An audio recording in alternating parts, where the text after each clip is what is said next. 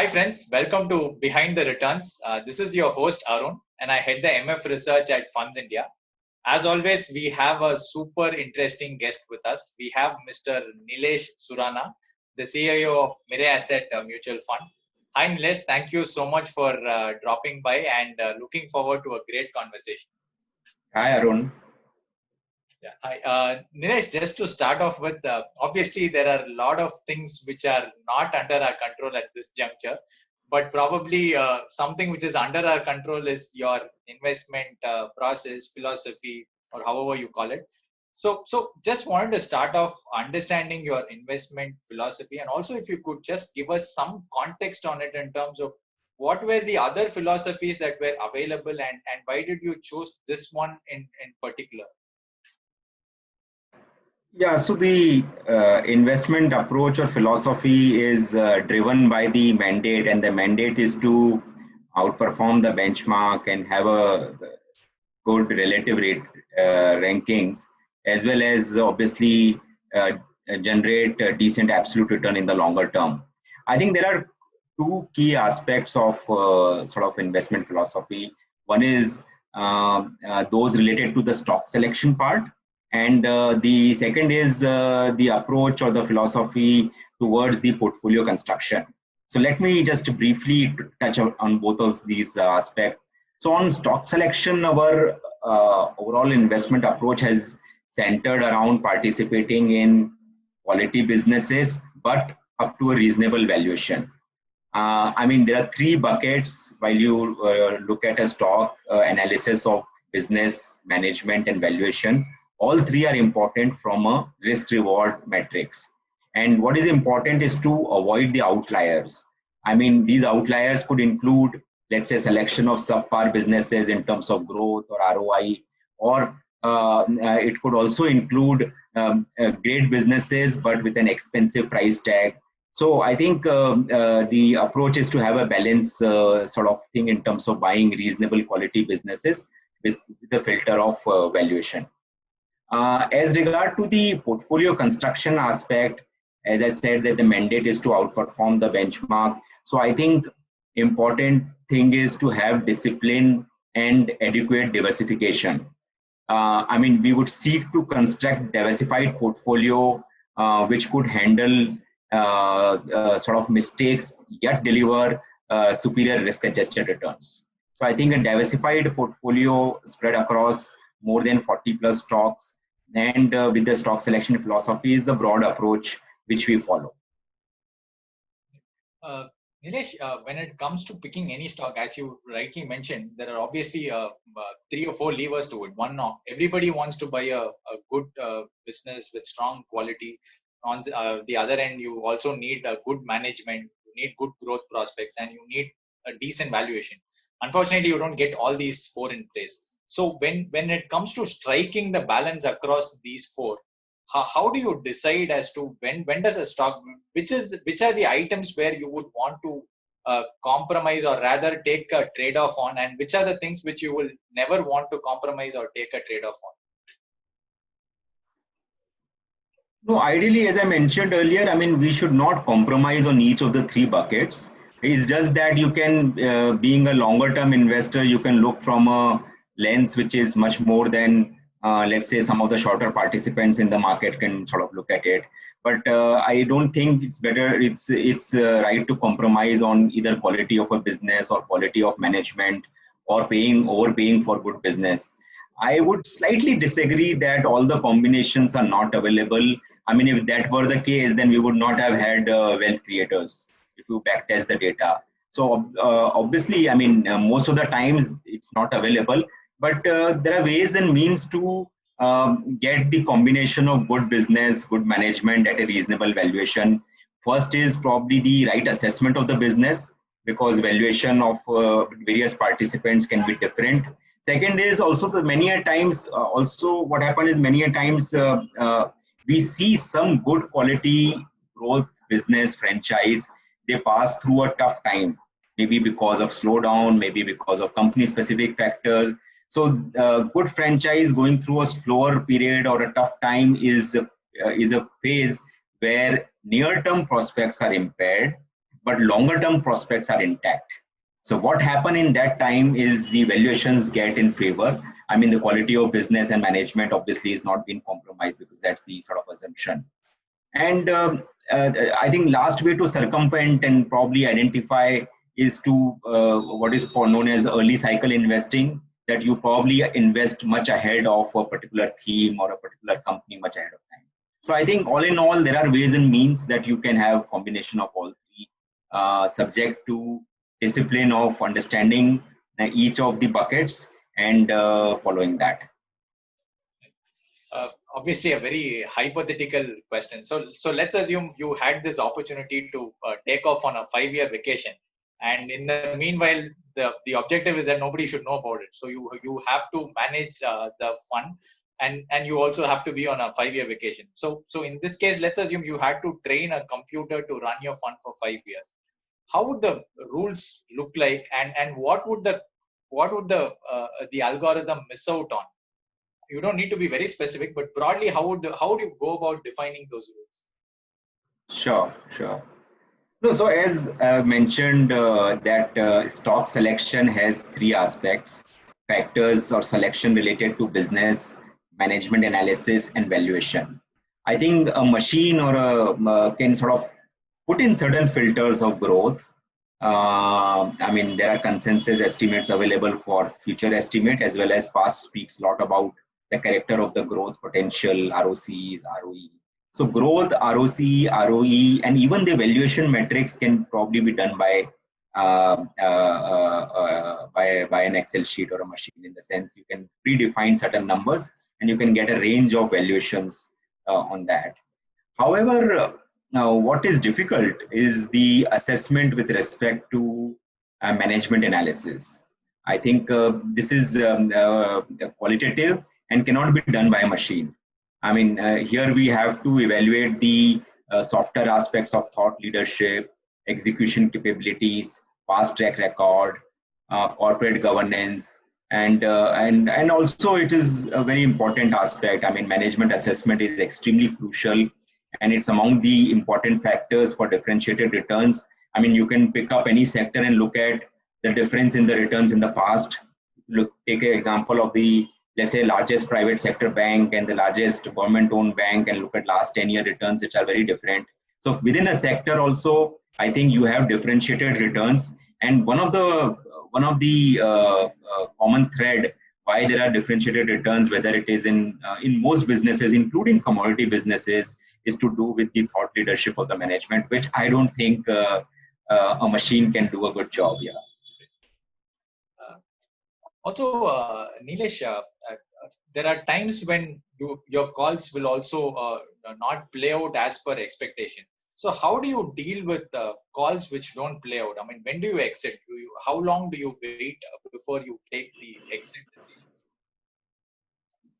No, so I think, I mean, as I mentioned, that we are bottom-up oriented investors and we take a longer-term view. But there are calls, as you rightly said, sometimes don't. I mean, let me put it like this: what are the conditions under which we either sell or switch for a particular position? I think it's under three circumstances. One is in case when the market price is significantly more than the value. That is, maybe the target price is achieved, and in that case, you have to either go underweight, reduce, or sell. That's the most sort of favorable case. The second is businesses are dynamic. Longer term assumptions can change either because of external situation or because of house assumption. In which case, if there is a change in assumption, you have to review the target price and then you have to sell. And third is if again markets are dynamic, if there is a significant discrepancy in valuation of stocks within the same sector. So if you have X and Y has fallen and become much more compelling, you don't want to increase weight in the sector. In that case, you can do a switch sort of between the two. So I think these are the three broad buckets under which selling decisions are triggered. Also, over the last 10 years, what were the major changes or evolution of your investment philosophy or the process? How has it evolved over the last 10 years? So it's a team-based approach, and then to that extent, there are a lot of processes. Institutional money management is derived based on certain processes, sectoral coverage, and adherence to this process. So to that extent, obviously, the process over time has evolved, and we always have a session in terms of understanding, let's say, the mistakes on a periodic basis, whether it is yearly or a 3-5 year basis. And broadly, the mistakes and the analysis of that can be again bifurcated into, let's say, two buckets: errors related to commission, where we have made a wrong assumption and the stock has not done well, and errors those related to omission. So and we try to analyze the past mistakes in both the fronts, whether you have missed certain good opportunities or you have not done the thorough homework while buying a particular business. The important part in this business is to jot down the mistakes and make sure that you try not to repeat in the future through a well-defined process. Nilesh, this is obviously a fairly highly competitive industry, and everybody gets access to everyone's portfolio. So in that sense, obviously your portfolio is also is thrown out almost every month. So for somebody looking at it in terms of 40 plus AMCs, what do you think is the key differentiator which has led to this kind of a consistency in performance across different schemes? Because more or less almost everybody wants to get into this high quality, decent management and reasonable valuation. So that philosophy is kind of more or less what every AMC or every fund manager wants to target at. So where what's the extra edge that that brings Mirae's consistency into play? First of all, as you would rightly appreciate, all these performance numbers should be seen that these are past performance. So we are as good or as we were till yesterday. So in that context, I think I would not say there is something very differentiated approach or so. There are many other well-managed houses which have much longer time frame of good performance. I would say that the overall emphasis, what we do is the approach is on a very process oriented approach and a team based approach, and I think to that extent the end result or the performance which the investors and the channel partners and the agencies sort of dissect is actually driven by contribution from the research analyst team in terms of the stock ideation. That is one part, and as I mentioned earlier, that overall disciplined approach to investment with focus on quality up to a reasonable price has helped delivered a sort of satisfactory track record. Now the focus has been more on stock selection through a bottom-up approach in growing businesses up to a reasonable price. And overall attribution analysis, if you look at over the last say 12 years, I think alpha is more from stock selection rather than taking extreme sectoral calls. Great. Nilesh, if you look at it, both on a global as well as the domestic front, all good funds which have done well over long periods of time inevitably seem to also have extended short periods of time where they have not done well. So would you say that a short-term underperformance is somewhat inevitable for bringing in long-term outperformance? And if that's the case, so how should somebody look at your funds which have been extremely consistent for, let's say, and obviously as you told, that's the past. So would mean reversion also happen at some point in time, as we saw in a lot of other global fund managers as well as domestic fund managers? How should somebody think through this underperformance, which is becoming inevitable part of fund management? Yeah, so I mean, it will be not appropriate to project the performance based on the past sort of lens. What I could mention is was the house view in terms of stock selection and in terms of portfolio construction. As Arun, the idea is to not avoid big mistakes.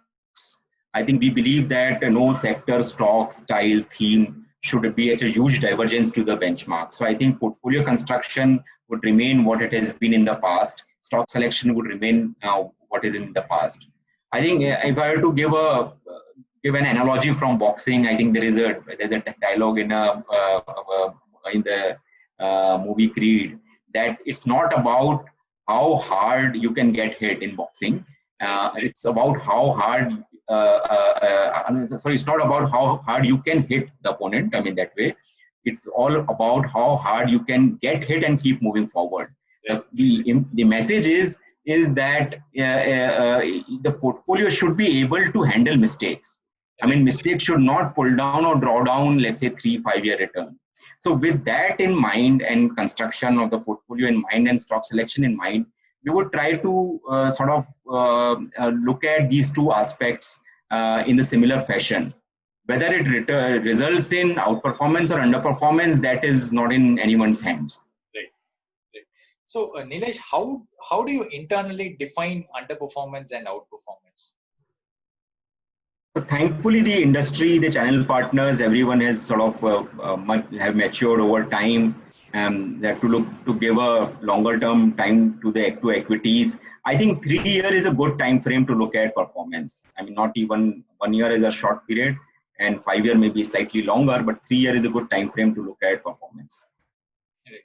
So because you are not into any particular style, I mean, there's no heavy bias towards a particular style. Let's say and there is a future 3-year period where there is an underperformance. So what should an investor look at? Because one option can be that, hey, this is underperforming and hence I move. But the other aspect is there are a lot of nuances. So for any investor in your fund, let's say let's say hypothetically that there's a 3-year underperformance at some point in time in the future, what would you advise your investor? Because it's much better that we prepare much before that scenario, if at all, if it comes. So how should the investor go? What should be his checklist to make sure that the process is still followed?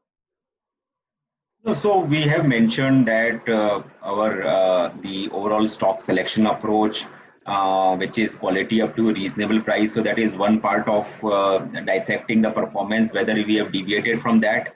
And the second is on the portfolio construction, that you take very aggressive calls. So I think these are the two points where the various agencies and channel partners and investors can dissect that if you are deviating from this and it is leading to underperformance, then obviously that is like sort of deviating from the approach followed in the past. Right. Nilesh, how do you address this whole issue on size? Like, at what size does it become difficult to manage funds? So actually, it's a function of the mandate. A large cap fund is very, very scalable because you invest 80% of the AUM in top 100 names, which is fairly sort of liquid. And to that extent, it's not a big challenge unless it becomes super sort of huge. To that extent, I think it's quite scalable. And the differentiated returns within large cap fund is not related to size. It's more related to sector or a stock call. I think, frankly, the size and the management of that become a cause of worry, particularly if the fund is a small cap or a mid cap fund. So in a mid cap fund, getting disproportionate AUM, there one has to probably draw the line. I mean, in our context itself, if you look at it, our fund, which is the Emerging Blue Chip Fund, in October 2016, we stopped accepting lump sum, considering various factors, including the size sort of challenges. And we do continue to get money. I mean, it's the largest in the category, is about 10,000 crore AUM. And we are getting about 200 crore of SIP, but it is much more predictable cash flow. So I think large cap, there is a long way to go in terms of size constraint. But yeah, mid caps, of course, given the liquidity, it can become a constraint if it becomes too big a fund, maybe a 15-20,000 crore. Nilesh, what would be the scenario under which your style might not do well? What are the what market conditions would the style not be suitable for? So the idea, I mean, what cannot do well is again going back to or probably repeating the same thing is the wrong selection of combination of wrong selection of many businesses stocks and something going wrong in terms of portfolio construct. So we are cognizant of both the fact, and to that extent, we try to avoid taking extreme calls. And but still, if there are a combination of few stocks together which are not doing well, and we have an aggressive position on that, then obviously it could impact the performance. And Dinesh, also globally, there's been a significant trend towards passive investing, and there is also overwhelming evidence eventually that passive has become a very tough competitor to active, while it's still nascent stages in India. And there's also the second leg of factor funds or quant-based funds, which are also evolving. So, how do you see this whole active management space evolve over the next 5-10 years in India? So at an overall level, I would say that both active and passive funds can coexist given respective advantages. And we continue to believe as a house that about 100 to 300 basis point alpha in the longer term is possible. It's a good number, it's sustainable and achievable for significantly long period of time. So as long as funds demonstrate and maintain that 100 plus basis point of alpha, I think there is a right to win of active funds selectively. Uh, Thank you so much, Nilesh. It was a great talking to you and a lot of useful insights for all of our viewers. Thank you so much for dropping by. Thanks Arun for a very engaging conversation. Thank you very much.